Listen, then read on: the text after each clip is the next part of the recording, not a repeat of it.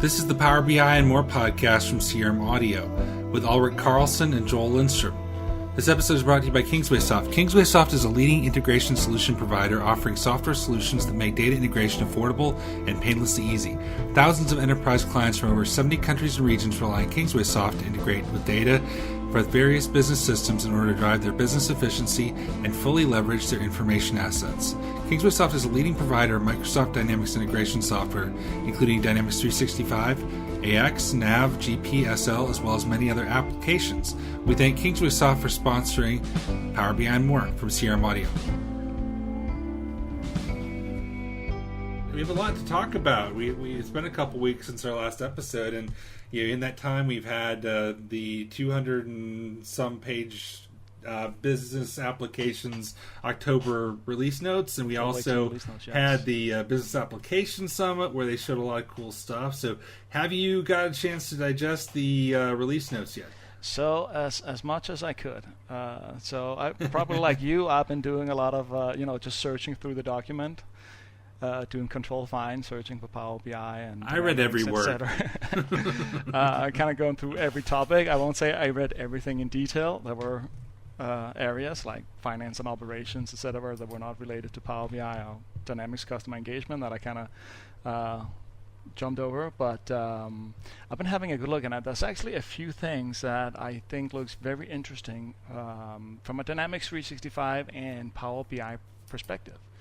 And we've been talking about some of them in the past too, but I think the most interesting one that we have coming up in the October 18 release is the ability to embed Power BI visuals, reports, and tiles on a CDS entity form. So basically the ability to put a Power BI report or a dashboard tile inside your Dynamics 365 system. And we talked a little bit about this in the past on how we would do that. We used the Power BI viewer that Trond in Norway had made available to do that and handle some of the authentication via Azure, etc. But it sounds like that is now going to be an out-of-the-box feature in the system.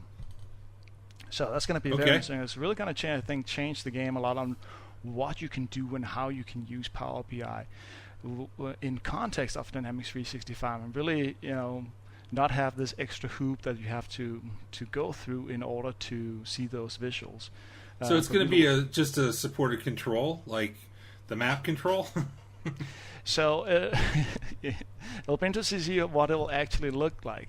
But I did pick up on something that the release note says. It'll actually say is you can pass the record details to the report, including any attribute about the record or its related records. So any attribute, I find that interesting because that basically means that we can use any field on the record and pass that to Power BI to use it in formulas, filters, etc., to really define exactly what we're going to show on the record or what's going to be included in that record itself. So I thought that was a very interesting note that they wrote any attribute on there, because usually when we pass something, it's mainly just the ID, and we want to fill it according to the ID.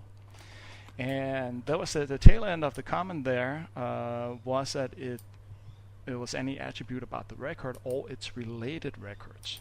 So that means we could also have information from parent records, etc., and use that in the filter context instead. So imagine if you are on the subsidiary of a company, for example, the account subsidiary record, the Power BI report could actually just filter for that context instead of the parent account. So you would see the hierarchy, everything for the whole conglomerate of whatever account, all its subsidiaries, parent account, etc. You could use some of the hierarchy visuals in Power BI to display that context using those features.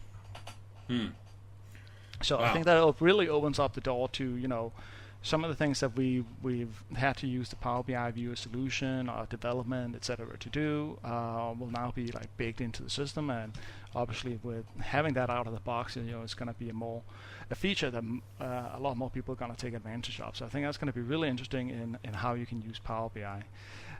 What's not mentioned in this context is that I'm sure you're still going to need a Power BI license. Sure. right? I don't think we're going to get away from that one. And it's also not stated specifically whether or not these components are going to be solution aware. But I would very much imagine that this is something you can move from a sandbox to a production environment instead of via solutions, just because it is components that you're putting directly on the forms themselves. You will need to be able to move those. Unlike the Power BI reports now, which are basically user-based, and you have to share them individually between users and teams. It's not something that you can make a part of the solutions directly, at least not out of the box. Okay. Yeah, that makes a lot of sense, and this can be interesting because with all this embedding going on between Power BI and Power Apps and Canvas apps, and you could put Power BI inside a Canvas app. You can embed Power BI in a Canvas app. Right. And you could put Canvas apps and Power BI inside of Dynamics, so you could really embed within embedding within embedding. Right. So you can really get out of control there. Yeah. And that's actually one of the other areas that are being announced, is basically a deeper Power Apps integration in Power BI. So you'll be able to pass more information, filters, etc., from your Power BI data to that Power App. So you have more information about what's happening in context. One of the things that will be included in the new version is that you will actually be able to refresh the Power BI report from the Power App. So you could essentially have a refresh button on your report itself from your other context, wherever you're seeing all the details, which of course now isn't necessarily in the Power BI service. It could be in Dynamics 365 or somewhere else. So you could include that refresh option in there. Because that is one of the challenges when we start mixing Power BI data directly inside Dynamics 365 data, there's always going to be the lag time of when was this data last updated that might be relevant for the users to know, or at least be able to refresh the report at this time. So I'm kind of wondering how that's going to work with who's actually doing the refresh, because usually only the report owner can do the refresh. But if you can now do a refresh via a Power App, which is what it sounds like, does that mean anybody can click that refresh button and refresh the data at that time, but still be refreshed in context of the report owner? Right. No, that's a good question. And also another thing I've been thinking about is, as far as the sky is really the limit now with displaying external system data in the system. Of course, you got virtual entities, but now you've also got the choice of Power Apps and Power BI, both of which can display data in that, and questions about, do you want to summarize the data? Do you want it to look like it lives in Dynamics? Do you want it to be available in Advanced Find? Do you want it to have a unique look? Do you want to summarize it with charts? There's just, the sky's the limit, and there's now a bunch of different options there for displaying really anything you want inside the system. Right, or combining all the different options inside each other, right? like we talked about. So, and this kind of concept of the refresh time is, of course, whenever you need to click the refresh button there will always be the refresh time itself that you may need to wait for, if that's going to be 5 minutes or 10 minutes or an hour, depending on how much data you actually have. But that's one of those areas you can display the refresh times or the last refresh time on the Power BI report itself, just to give the users visibility into what exactly they're looking at. Right. Another area that look into is, of course, we are going to get a new Power BI connector to CDS, and it's actually currently in preview. So similar to Power BI now, you click on Get Data, you select Dynamics 365 as a source, or if you listen to any of our previous sessions here, maybe you'll just use the Power Query builder in the XM toolbox and skip a lot of steps and use Fetch XML and get all that data much faster. But there will be a similar CDS connector where you connect to the Common Data Service and you pick your entities, and it'll basically download all the same data. It seems the experience is very similar to using the Dynamics 365 connector. It's about just as fast as the original connector, so that means it's still a lot slower than using Fetch XML, at least in what I've been testing currently in the preview version.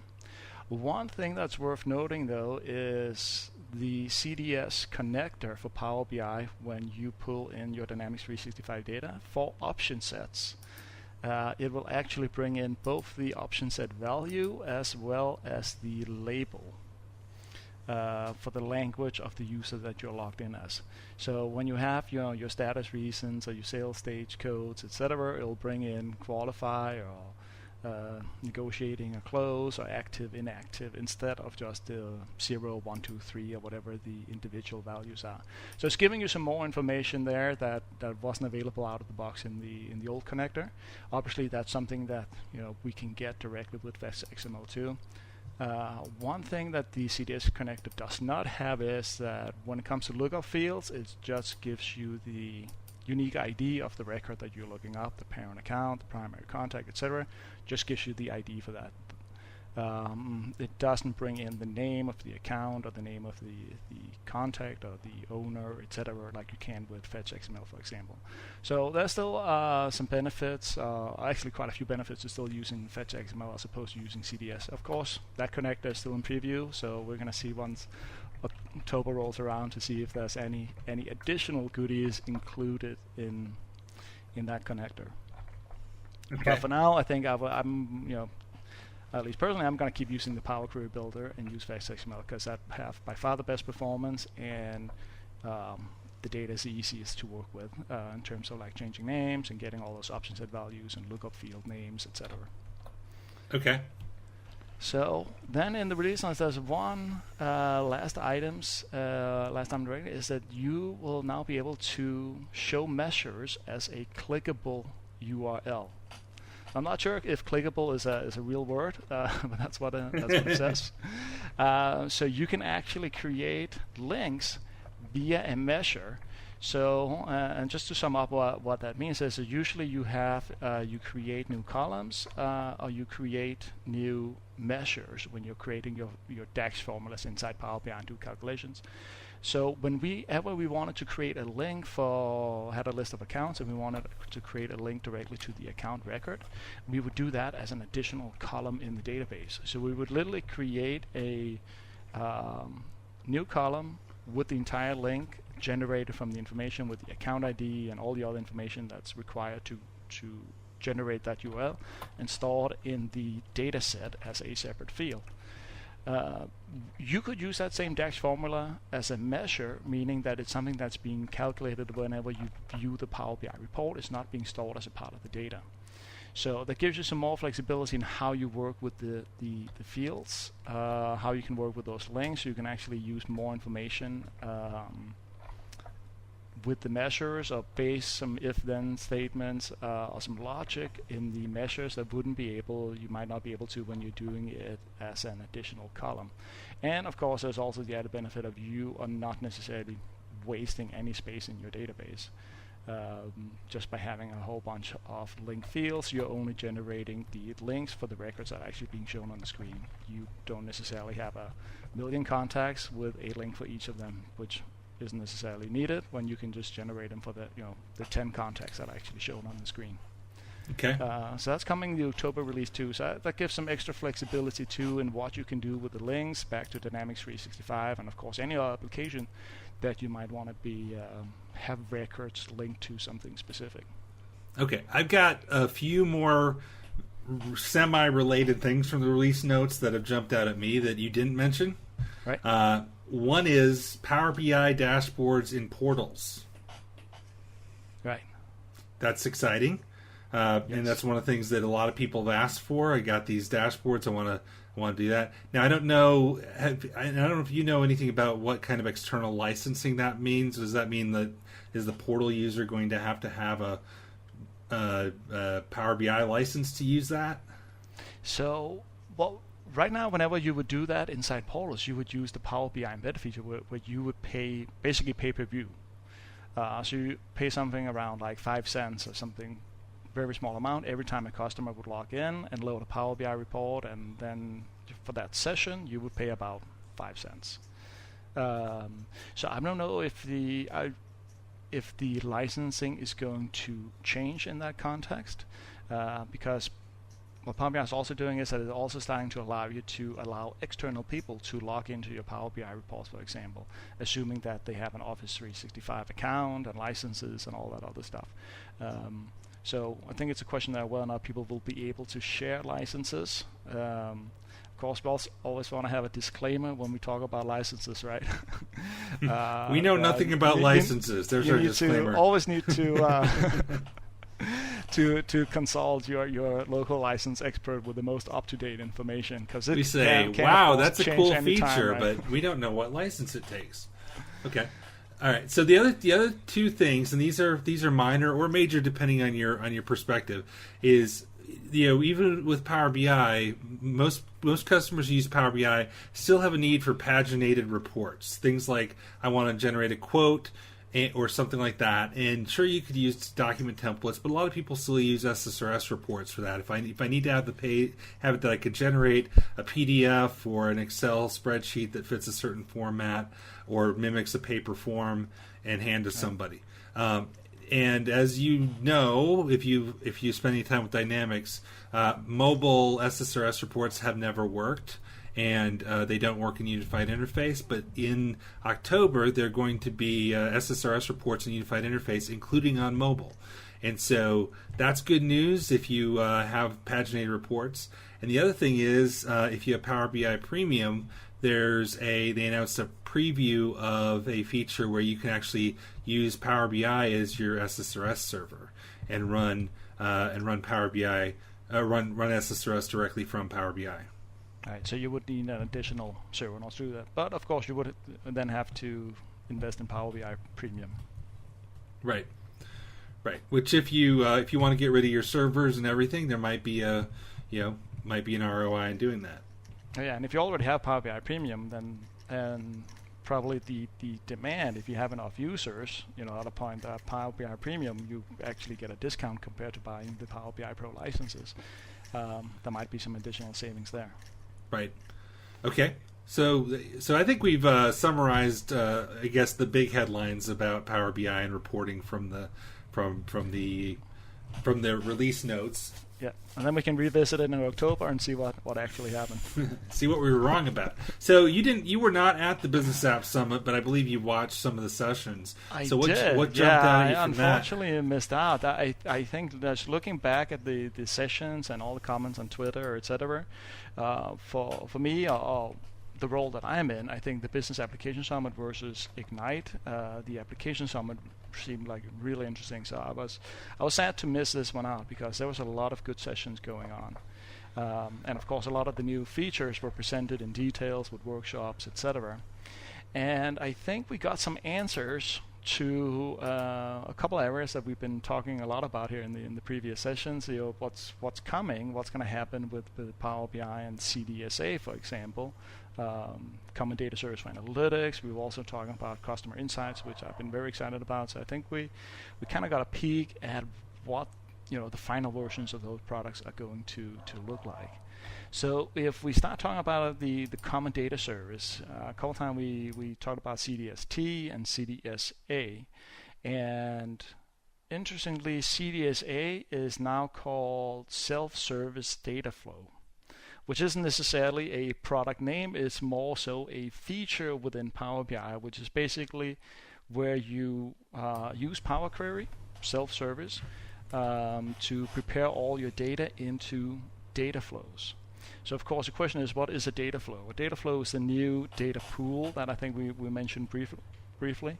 A data flow is essentially a database where you have all your common data entities, all your other entities, etc. But use Power Query like you do with a standard Power BI. You basically create your data model from all the different relevant sources. But the difference between a data flow and a Power BI data set is that this model is available to other users as a data source. Okay. Right, so the difference here is that, for example, if I log into Dynamics 365 and some external sources and GP, etc., and I create a Power BI report and a data set, I can actually share the data set. So another user can log in to the data set, and they automatically get access to all the data, all the relationships, everything that's there. And everything is like nice, pre-formatted. There's all the extra columns and measures, etc., that they may need. But it's a kind of a take it or leave it situation. They have to take all. When they log into the data set, they have to take all the information that's from there, and only the information that's in that data set. With data flow, when another user, you yourself need an additional report, you log into the data flow, you actually have a very similar experience as you do when you log into, say, Dynamics 365, or you get data from Dynamics 365, in that it gives you the list of tables that's available in the data flow. So that's all your pre-formatted tables, data that you set up, and you select, I want accounts, opportunities, leads, etc., including information from the external sources, anything that's been aggregated or pivoted, etc. Tables that you have prepared are all available in there that users can basically just go in and pick and put in their reports.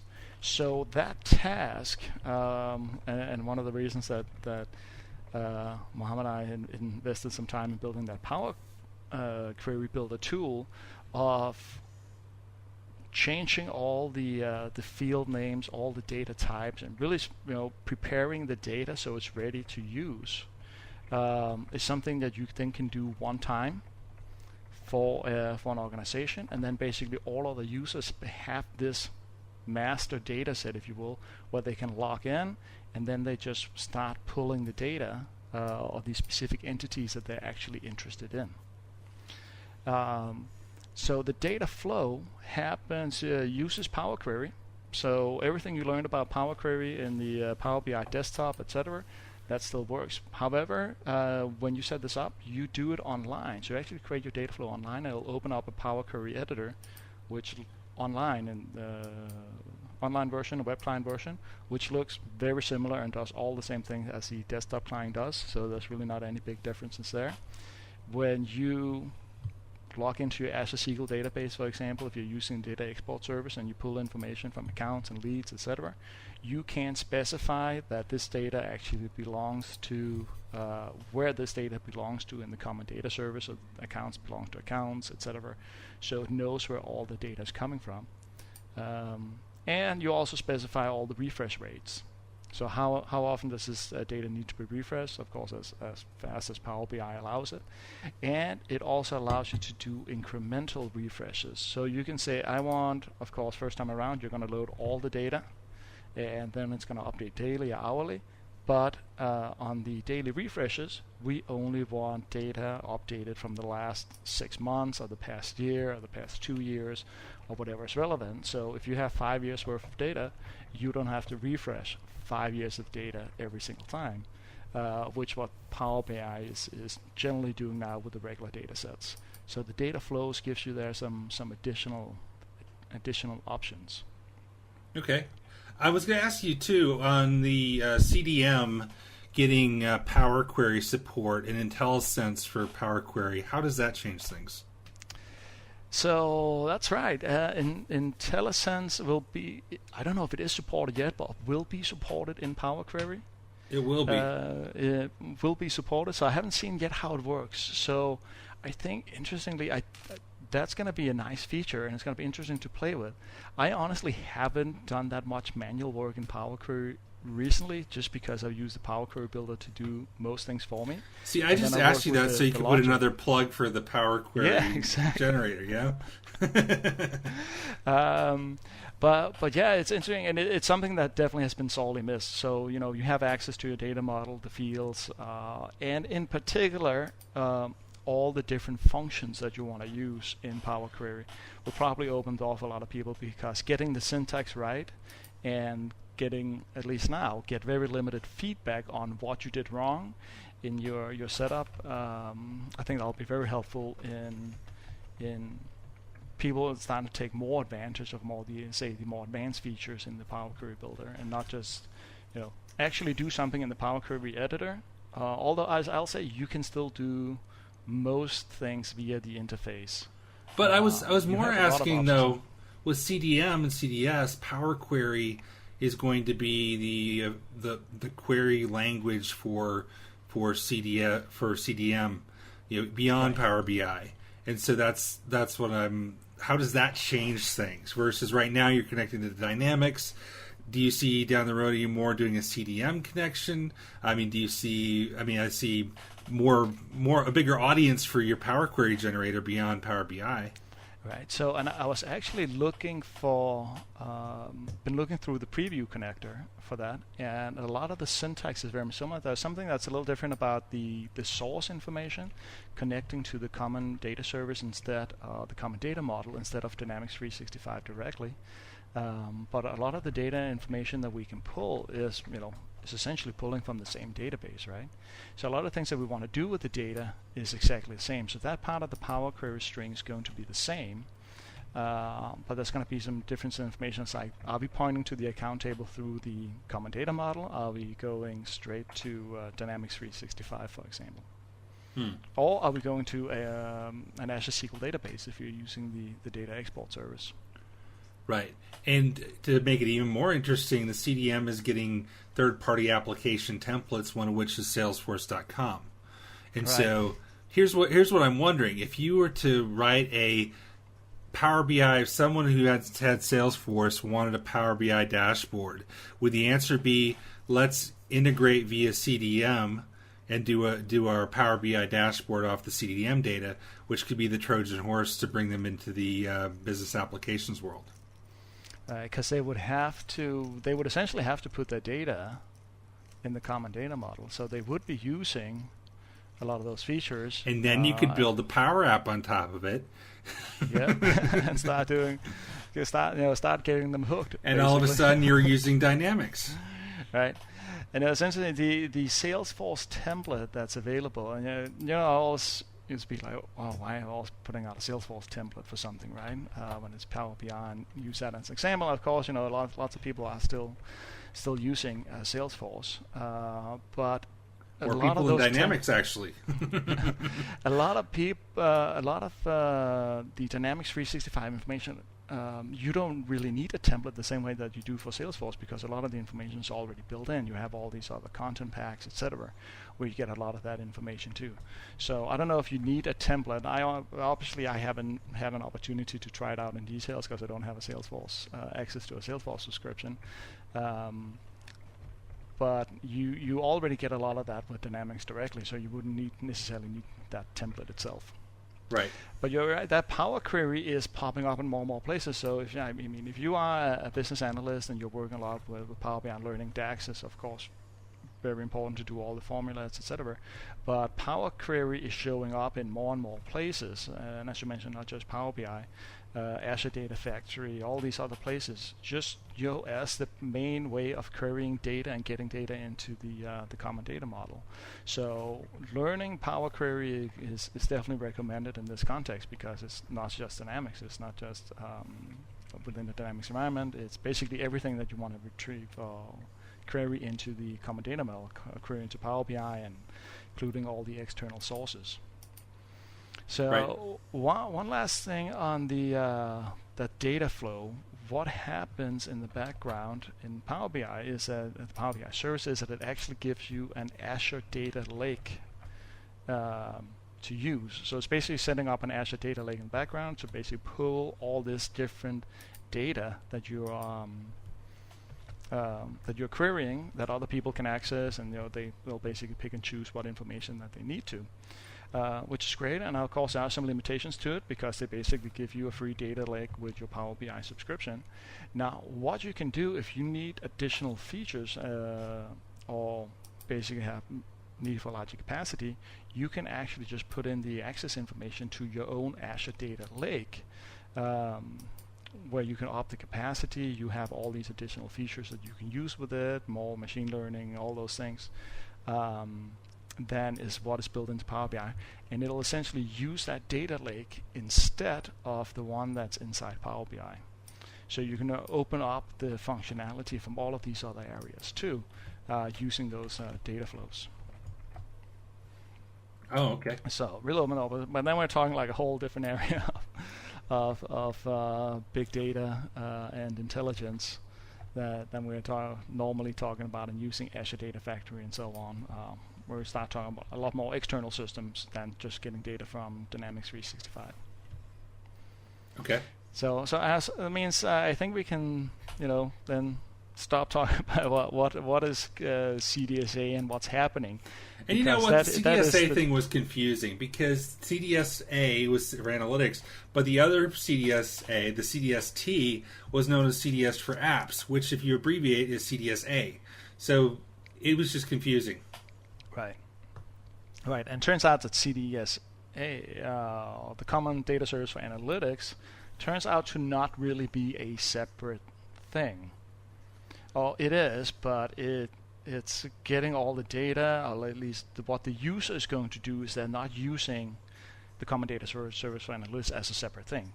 They're using it to basically prepare all their data and make it accessible to other users, similar to basically what we've done with Power BI in the past, but you now get a lot more flexibility in the model and can basically reuse the same data model in a lot more context than you were able to in the past. Okay, so what happened to customer insights? Good question. And as you know, I have been very excited about customer insights, and I'm kind of holding as the the greatest thing that's going to come to Dynamics 365. And we're finally going to see all of these great, I almost call it true AI features inside Dynamics 365. And it was in preview. It's coming, and then all of a sudden, it doesn't sound like Customer Insights is coming any longer, or at least not in its original form that was intended. So what's happening instead is that the feature set that was in Customer Insights is basically going to be made available through pre-made solutions. Mm-hmm. So we have solutions like the upcoming predictive lead scoring, which goes through all your information on incoming leads, activities, where they come from, all the information we have on them, and scores them on who is most likely to convert to opportunities. So when you have 1,000 leads, it's going to tell you, the 200 are most likely to convert, so you can focus on those instead of trying to make 1,000 phone calls.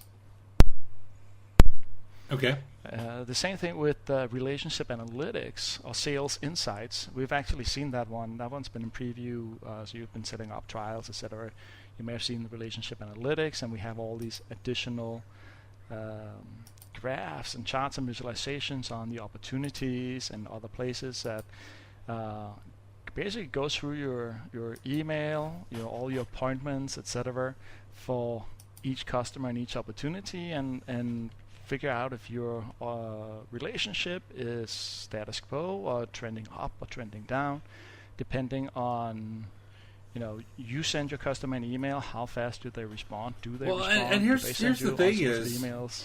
The thing is, some of this is going to be baked into the core platform, but then there's AI for sales and AI for customer service that have parts of these in them, which I think makes sense because Customer Insights, was powerful in the preview, but the identity was unclear to me in some ways.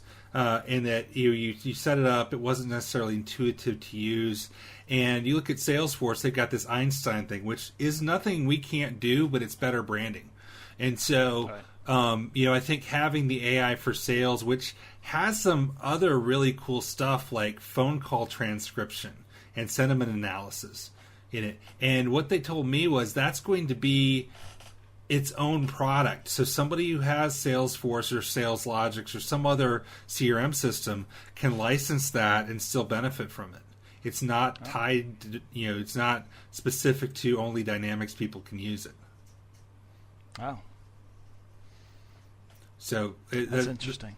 Yeah, it's going to be, that's the part I think I got most excited reading about was actually some of the sales features, because they're doing things like talking points using AI to create bullet lists of the relevant things from activity history. So the challenge of you got years worth of activities and you can't do anything with them. Well, now you can. It's going to intelligently give you kind of a summary of what you need to know. Same thing with I can't remember what it's called, but there's a feature where quick actions or something like that, where based on notes, text analysis, it's going to give you recommendations from Azure Text Analysis. It's doing the same thing with customer service, knowledge-based recommendations, and similar case recommendations. It's not just using exact matches on subjects, but it's using text analysis of the text within the records. Right. So I think I saw that. So it's kind of context where you send somebody an email, or in this case in Dynamics, write a note somewhere and say, hey, we should have a meeting with this customer on Thursday or next week or sometime, and it'll actually make that a link and enable you to set up that appointment or initiate that appointment just from the comment where you're saying you want help. It's kind of like a little bit what we saw with Relationship Assistant 2, where comments in emails will automatically, or not necessarily automatically generate cases, but automatically pop up and appear and say, hey, somebody's asking for help. That sounds like it should be a case. Would you like to convert this email to a case? Somebody mentioned a competitor type of information that is now being baked into the notes too and becoming a lot more active in the interface. So that's going to be really interesting to see how where that's going to take us. I can tell you specifically what I haven't seen yet, and which I'm hoping we'll still get access to with customer insights, because this predictively scoring relationship analytics is still very much looks like it's still using customer insights on the back end, because a lot of the features are the same. All the visuals that they're showing, at least in the demos, look exactly the same as they did in customer insights, and some of the data results that they were showing look exactly the same as what would happen if you did that same thing in customer insights. So what I'm curious if we still will be able to access the feature set and do some configurations with it. So if we want to create our own KPIs, create our own visuals, create our own timelines, etc., and then display those back using basically the same features that Microsoft have used in order to display all that those visuals on the form. And specifically, I'm looking for the ability to say, you want to go through your opportunities, for example, and you say, you have years worth of opportunities, and you say, here's all my lost opportunities. You make a query for those and say, this is the negative result. You do a query for all your won opportunities and say, this is a positive result. And Customer Insight would essentially go through all of that data and say, what's unique about where we won? What's unique about the ones that we lost? And since all the data was in the Customer Insights database, which is a graph database, it would basically look at all the relationships to all the involved users, all the emails, all the tasks, who were the owner of those, who were the recipient, etc., and really go through all the not just the opportunity data, but also all the related opportunity data up to 2 nodes out, so 2 relationships out from the data itself, and see what is relevant, what has been different about the ones that we won versus the one that we lost, and would actually list all of those results, saying, here are the factors, or the biggest predictors for why you win an opportunity, the biggest predictors for why you're going to lose an opportunity, and rank them, basically running them through a machine learning model. So predictive lead scoring and relationship does some of this out of the box. You don't have to set it up. One thing, you go into Customer Insights in the back end, you could actually go in and see how it did this, what field is it weighted. And what you'll see in some of the demo data is that it puts a lot of weight on the import sequence number of this data, which of course makes no sense in the real world. So you'll be able to actually go in and say, you know what, ignore the import sequence number, that's not relevant. So you can kind of train the model over time to just look at information that's actually relevant and what happens with the opportunity. And that I haven't seen yet in the, I want to say, the prepackaged version of Customer Insights, the one that's being made readily available. Because being able to go in and modify that and work that is going to be tremendously useful. And it was something that I was super excited about, because I feel that was actually the first time we saw true machine learning baked in a comparatively simple way in order for people to take advantage of it inside an enterprise system. Or CRM system. You don't count things like the relationship assistant as machine learning, because it's learning as it goes along somewhat. So what I've seen so far, not so much. I mean, it is basing it off, look through thousands of emails, or hundreds of thousands of emails probably, and like finding the specific words. But a lot of it is basically querying, and somebody asks for support, somebody asks for help, etc. It'll create a case. Somebody mentions a competitor that's related to the opportunity. It'll suggest that we add that opportunity. A lot of that is built-in logic, if you will. This was actually an example of you using true machine learning in order to get results that you may not have anticipated in the first place, and see what the results are, and can learn from those. Right. And that's what I found very interesting, because that's what I think what is really exciting about machine learning is, because you see a lot of AI and machine learning, etc., which is basically just somebody who's added a bunch of if-then statements, which of course can be very useful if applied correctly, but it isn't necessarily machine learning. Colgate came out with a toothbrush a couple of months ago with built-in AI, and I think the feature, it shut off after 2 minutes of using it, because then you're done brushing your teeth or something. It's definitely also a term that's been abused for marketing purposes, right? Right. So I thought that was exciting about customer insights, and the reason I was very focused on it was because one of my first jobs, actually in the summer, got that 18 years ago, summer of 2000. I got a job for Computer Associates, which now is called CA, and they were actually one of the first enterprise company to release machine learning or AI capabilities in an enterprise product. They did it that summer. And what's interesting about all those products, it was called Nugents back then. It was based on neural networks. It was essentially the same AI and machine learning that we're talking about today.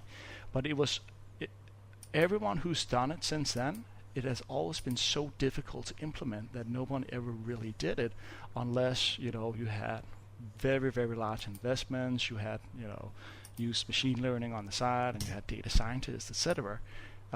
Here we actually have a solution that enables that for your local system administrator or somebody who's been trained just that model. You don't actually need to hire a data scientist. That's why I found this so exciting. So I hope we still get to play with the setup of what's behind predictive lead scoring, relationship analytics, etc. Essentially what customer insights was promising.